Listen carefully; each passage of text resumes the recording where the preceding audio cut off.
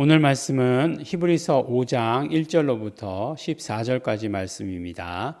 우리 함께 읽겠습니다. 대제사장마다 사람 가운데서 취한 자이므로 하나님께서 속한 일에 사람을 위하여 예물과 속지 않은 제사를 드리게 하나니 저가 무식하고 미혹한 자를 능히 용납할 수 있는 것은 자기도 연약에 쌓여 있음이니라. 이러므로 백성을 위하여 속죄제를 드림과 같이 또한 자기를 위하여 드리는 것이 마땅하니라. 이 존귀는 아무나 스스로 취하지 못하고 오직 아론과 같이 하나님의 부르심을 입은 자라야 할 것이니라. 또한 이와 같이 그리스도께서 대제사장 되심도 스스로 영광을 취하심이 아니요 오직 말씀하신 이가 저더러 이르시되 너는 내 아들이니 내가 오늘날 너를 낳았다 하셨고, 또한 이와 같이 다른데 말씀하시되 내가 영원히 멜기세덱의 반차를 좇는 제사장이라 하셨으니 그는 육체에 계실 때에 자기를 죽음에서 능히 구원하실 이에게 심한 통곡과 눈물로 간구와 소원을 올렸고 그의 경외하심을 인하여 들으심을 얻었느니라. 그가 아들이시더라도 받으신 고난으로 순종함을 배워서 온전하게 되었은즉 자기를 순종하는 모든 자에게 영원한 구원의 근원이 되시고 하나님께 멜기세덱의 반차를 좇은 대제사장이라 칭함을 받았느니라. 멜기세덱에 관하여는 우리가 할 말이 많으나 너희의 듣는 것이 둔함으로 해석하기 어려우니라. 때가 오래므로 너희가 마땅히 선생이 될 터인데 너희가 다시 하나님의 말씀의 초보가 무엇인지 누구에게 가르침을 받아야 할 것이니 젖이나 먹고 단단한 식물을 못 먹을 자가 되었도다. 대저 젖을 먹는 자마다 어린아이니 의의 말씀을 경험하지 못한 자요 단단한 식물은 장성한 자의 것이니 저희는 지각을 사용함으로 연단을 받아 선악을 분별하는 자들이니라. 아멘. 네, 오늘 또 계속해서 이제 우리가 말씀을 들으니까 우리가 어제 말씀 가운데 예수 대제사장이라고 이렇게 말씀드리지 않았습니까? 그러니까 우리가 대제사장 예수 나올 때마다 함께 나왔던 것이 무엇이었죠? 한국말로 하면 믿는 도리. 그것을 헬라어 원어로 보면 호몰로기아 고백이라고 말씀드리지 않았습니까? confession이라고 말씀드렸어요. 신앙 고백. 그러니까 결국 대제사장 예수 신앙 고백. 이것이 이렇게 하나로 묶여져 있는 거죠. 그래서 예수 그리스도에 대해서 말씀할 때에 예수 그리스도의 직분을 히브리서는 굉장히 강조하고 있죠. 예수 그리스도의 신분은 어떠하신 분이시죠? 신분은 아들이신 거예요. 신분은 아들이시지만 그가 맡은 그런 어떤 직무가 있는 것이죠. 그 직무를 대제사장의 직무다라고 하는 것으로 굉장히 강조하시는 일을 하신다라고 하는 것을 우리가 들을 수 있어요. 그래서 예수 대제사장 이야기가 굉장히 자주 나오죠. 매 장마다 나오는 것 같아요. 3장에도 나왔고 4장에도 나왔고 5장에도 나왔어요. 5장에 이제 더 대제사장에 대해서 자세하게 이제 말씀을 하시는 거죠. 어떤 면으로 이야기하면 연결된 한 편의 설교다라고 할 수 있고 한 편의 설교가 끝나고 이제 2편 대제사장 멜기세덱의 반차를 따른 대제사장 뭐 이런 식으로 이야기할 수도 있겠죠. 그런데 이제 대제사장 그러면 이제 이 사람들이 유대인들이 대제사장을 알아요. 잘 알아요. 그렇죠? 잘 알겠죠. 그들의 그런 어떤 그 율법 가운데 대제사장은 굉장히 중요한 인물 아니겠습니까? 그리고 대제사장 그러면 그들의 유대교 종교에 있어서 가장 높은 위치에 있는 사람이에요. 하나님 밑에 바로 있는 사람이 대제사장 아니겠습니까? 그래서 대제사장의 역할이 뭐예요? 대제사장은 1년에 단 한 번 지성소에 들어가게 되죠. 대속죄일이라고 하는 그 날에 지성소에 들어가서 이제 제사에 하나님과 이제 그 화목함을 이루고 그 다음에 그런 어떤 용서의 선포를 받아가지고 나오는 것이 대제사장. 그래서 그것을 백성들에게 선포하는 일을 하는 것이 대제사장의 역할이죠. 그런데 이제 이 대제사장이 이 역할, 대속죄일의 이 역할이 어디 나와 있느냐? 레위기 16장에 나와 있죠. 그래서 레위기 16장에 보면 대속죄일에 대제사장이 어떻게 하는가에 대해서 나와 있어요. 그래서 오늘 말씀해 보니까 사람 가운데 취한 자이므로, 그렇죠? 아무나 또 대제사장 되는 것 아니죠. 그 존귀는 아무나 스스로 취하지 못하고 오직 아론과 같이 하나님의 부르심을 입은 자라야 할 것이다.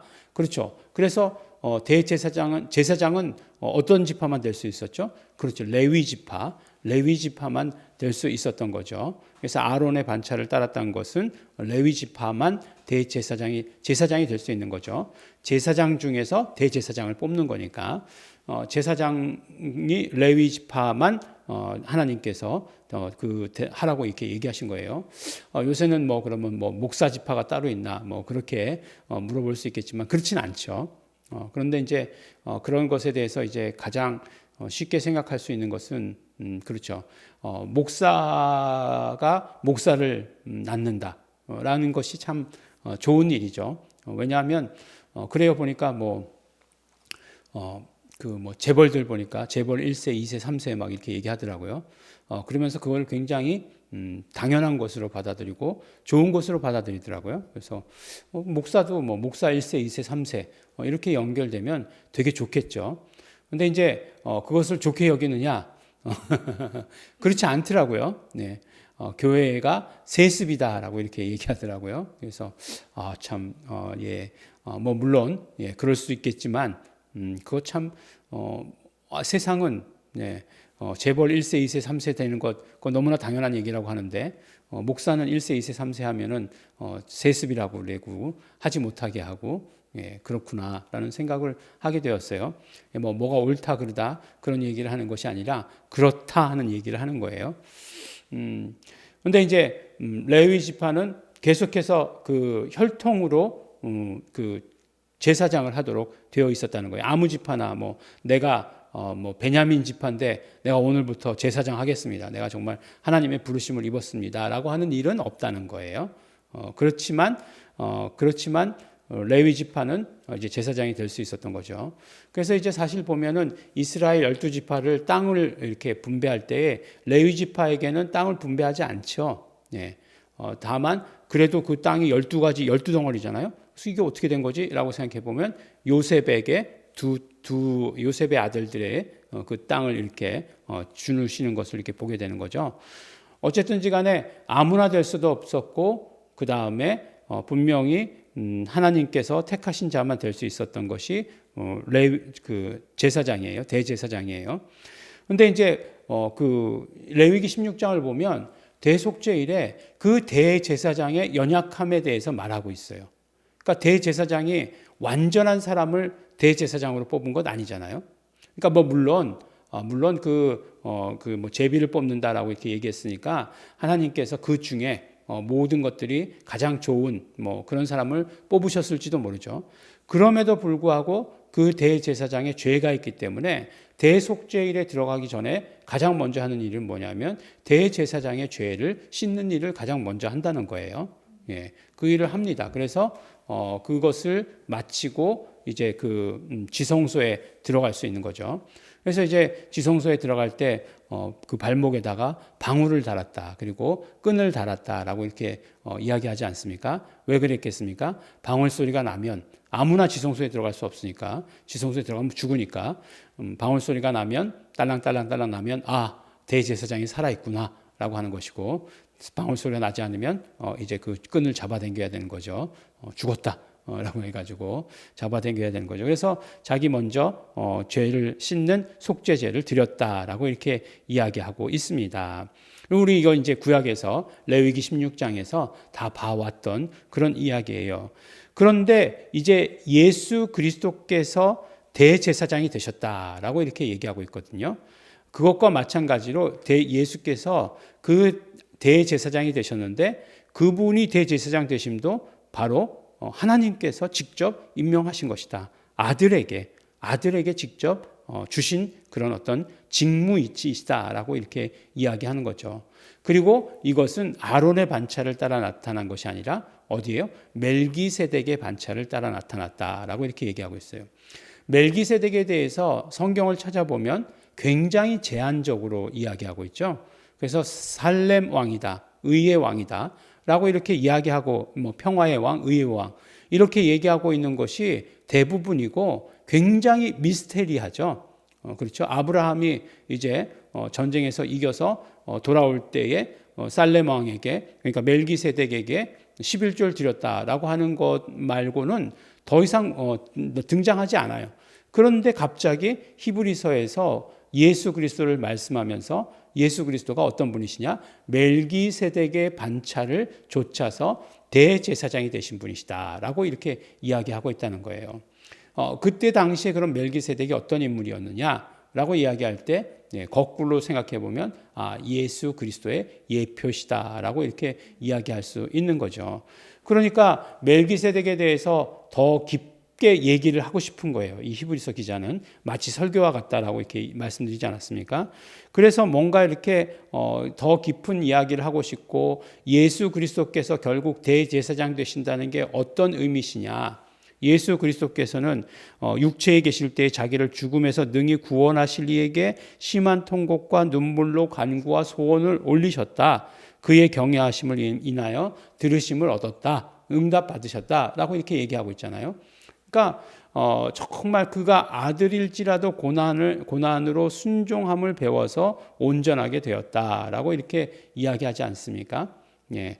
그래서 자기를 순종하는 모든 자에게 영원한 구원의 근원이 되셨다. 그러니까 예수 그리스도를 순종하는 모든 자에게. 그러니까 계속해서 이 히브리서에서의 순종의 의미를 잘 알아야 돼요.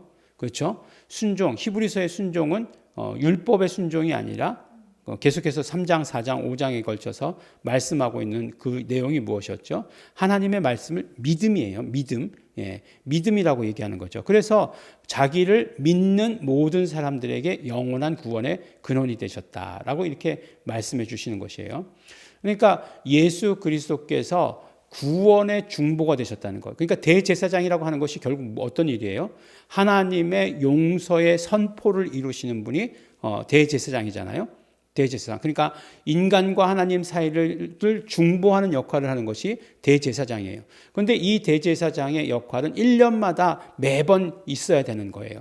그런데 아들이 대제사장 되시면 단번에 그의 몸을 들이심으로 말미암아 하나님과 우리 사이가 화목하게 된 그 일들을 말하시는 것이고, 그래서 어떻게 된 거예요?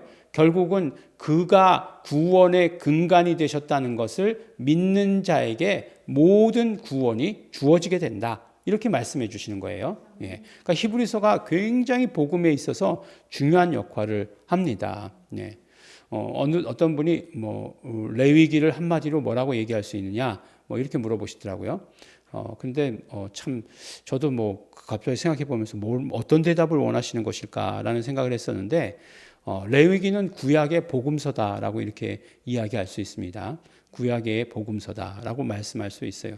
그래서 하나님의 구원에 대해서 정말 하나님이 어떤 방식으로 구원하시는지, 하나님의 그 구원의 피가 어떤 의미를 갖는 것인지를 이렇게 자세하게 기록해 놓은 것이 레위기예요.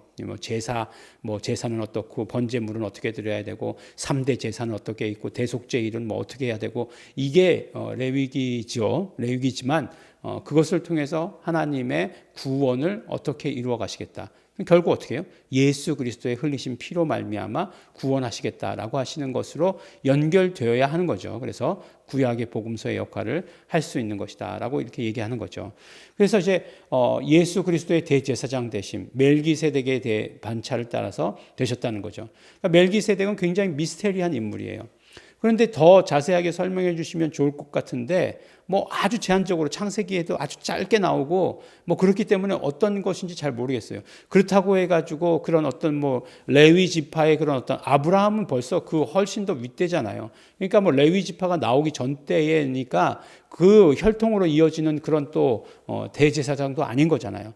그래서 뭔가 더 얘기해 주시면 좋겠다라고 생각하는데 뭐라고 말씀하시냐면 멜기세덱에 관하여는 우리가 할 말이 많으나 너희의 듣는 것이 둔함으로 해석하기 어려우니라 라고 이렇게 얘기하는 거예요. 예. 말해도 뭐라고요? 말해도 너희들 못 알아들어 이렇게 얘기하시는 거예요. 예. 아니 그냥 주일날 목사님이 설교하시다가 여러분 제가 설교해도 여러분 못 알아듣습니다. 이렇게 얘기하면 얼마나 우습겠습니까? 예, 뭐 성경을 아는 건 너나 나나 비슷한데 뭘 또 못 알아듣는다고 해? 라고 말할 것 같지만, 근데 히브리서 기자는 분명히 그 히브리서를 듣는 모든 사람들에게 이렇게 얘기하는 거예요. 너희들 지금 듣는 것이 둔하다. 너희들이 지금 마땅히 선생이 되어야 됐을 텐데 여전히 말씀의 초보만을 듣고 있다. 그래서 가르침을 아직도 받아야 될 그런 존재다. 너희들 지금 나가서 가르쳐야 되는데 여전히 가르침을 받고 있다. 물론 배움은 평생 가는 거예요. 평생 배우는 거예요. 교사들도 보면은 그 가끔 가다가 이렇게 뭐라고 얘기하죠? 정확한 명칭은 모르겠지만 연수를 하죠. 이렇게 해서 재교육을 받게 되죠. 왜냐하면 뭐 커리큘럼도 변하게 되고, 그 다음에 이제 그렇잖아요. 예전에 우리가 중학교 때 배우던 거 요새 초등학교 때 배우더라고요. 그러니까 뭐 그것이 뭐 학문이 더 발전된 건지 어떤 건지는 잘 모르겠지만 그렇다는 거예요. 그러면 이제 자꾸 이렇게 업데이트를 해야 되니까 배우는 거죠. 그런데 그거 말고 너희가 계속해서 초보만 배우고 있다는 거예요. 계속해서 초보만 듣고 있다는 거예요. 일주일 배우고 나서 그 다음에 진도를 나가야 되는데, 1년 배우고 나서 그 다음 진도를 나가야 되는데 계속 1학년이에요. 계속 1학년. 그것을 얘기하고 있는 것이에요. 뭐 그리고 들으면서 더 심하게 뭐라고 얘기하냐고요. 대저 젖을 먹는 자마다 어린아이니 의의 말씀을 경험하지 못한 자요. 지금 너희들이 더 위에 있는 그런 어떤 말씀들을 경험해야 되는 그런 지금 그런 어떤 단계인데 아직도 젖을 먹는 어린아이와 같다라고 이렇게 말씀하시는 것이에요. 그렇겠죠. 성경이 예수 믿고 구원이라고 하는 그런 것만 써져 있나요? 그렇지 않잖아요. 성경에 굉장히 깊은 영적인 이야기들이 있는데 그 영적인 이야기들을 이해하지 못한다. 너희들이 지금 받아들일 수 있는 그런 준비가 되어 있지 않다라고 이렇게 말씀하시는 것이에요. 그렇죠. 늘 하여간 설교를 할 때나 기도를 할 때나 늘 하여간 제일 먼저 고려하게 되는 것은 무엇이냐면 이 사람들이 이것을 알아들을 수 있을까라고 하는 것이에요. 만약에 전 늘 설교하면서 그런 생각을 하지만 지금 예일중앙교회에서 하고 있는 설교를 다른 곳에 가서도 할 수 있을까? 뭐 그렇지 못하다라고 생각해요. 또 반대일 경우도 있어요. 예일중앙교회 성도들이 정말 이 정도 성숙해야 되는데 여전히 아직도 이 기초에 머물러 있는 거 아니야? 라고 하는 생각도 들 때가 있는 것이에요. 어쨌든 우리가 지금 어떤 상태여야 되냐면 단단한 식물을 먹어야 되는 그런 어떤 성경이 말씀하고 있는 영적인 세계에 대해서 눈을 뜨고 그리고 그것을 가르치는 자가, 경험하고 가르치는 자가 되어야 되는데 여전히 그냥 도의 초보에 머물러 있다라고 이렇게 책망하시는 그런 모습을 우리가 보게 된다는 것이죠. 책망하시는 것을 우리가 보게 된다는 것이에요. 우리를 책망하시는 것, 누가 나를 혼낸다 그러면 혼났어 기분 좋아 이렇게 얘기할 사람이 있습니까? 그렇지 않죠. 우리 사모가 이제 맨날 램 때만 되면 꿈을 꾸죠. 꿈을 꿔요. 그 이제 어떤 꿈을 꾸냐면 총장님이 나오시는 꿈을 꾼다는 거예요. 근데 맨날 혼난다는 거예요. 그런 꿈을 꾼다는 거예요. 그래서 이제 램이 가까웠구나 이런 생각을 하게 돼요. 근데 이제 요새 램도 없고 뭐도 없는데 총장님이 나오시더니 지난번에는 고기를 사줬다는 거예요. 어느 게 더 좋겠습니까? 고기를 사줬으면 더 좋겠죠. 그 혼나는 걸 기분 좋아하는 사람은 없죠. 그건 아주 이상한 사람이죠. 그런데 정말로 나의 상태에 대해서, 나의 어떤 영적 상태에 대해서 히브리서 기자는 아주 적나라하게 우리에게 말씀해 주고 있는데 너희가 장성한 자가 되어야 된다. 그래서 어떻게 돼야 된다고요? 이 영적인 깊이를 깨달아야 된다라고 이렇게 얘기하는 거예요. 멜기세덱에 대해서 그래서 얘기하지 않느냐? 얘기합니다. 뒤에서 이제 또 얘기해요. 분명히 마음이 약한 분이신 게 틀림이 없어요. 뒤에서 얘기를 또 하세요. 그런데 그 가운데에서 우리가 반드시 깨달아야 될 것은 우리가 장성한 자가 되어서 그 모든 영적인 깊이를 알아야 된다. 그래서 예수 그리스도께서 멜기세덱의 반차를 좇아 대제사장이 되셨다는 것이 어떤 의미이신가 하는 것을 우리가 온전히 깨닫는 자가 되어야 한다라고 이렇게 말씀해 주시는 것입니다.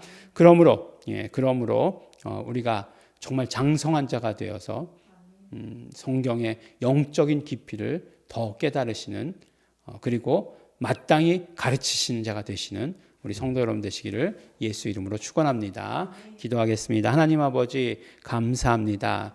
오늘 우리에게 굉장한 영적인 비밀을 말씀하시려다가 멈추시며 우리를 책망하시는 말씀을 우리가 들었습니다. 하나님 아버지, 우리가 이제 장성한 자, 단단한 식물을 먹는 자, 성경의 그런 영적 깊이를 깨닫는 자 될 수 있도록 아버지 도와주시옵소서. 감사드립니다. 예수님 이름으로 기도드렸습니다. 아멘. 그러므로 이 시간에 우리가 온전히 성령 충만으로 이 모든 것들을 깨달을 수 있도록 되기를 원합니다. 성령님 함께하여 주시옵시고 성령님 언제나 충만케 하여 주시어서 우리의 모든 것들 지식으로가 아니라 우리의 이성으로가 아니라 성령님으로 깨닫는 말씀들 될 수 있도록 되기를 소원합니다. 성령님 역사하여 주시옵소서. 다 같이 통성으로 기도하시겠습니다.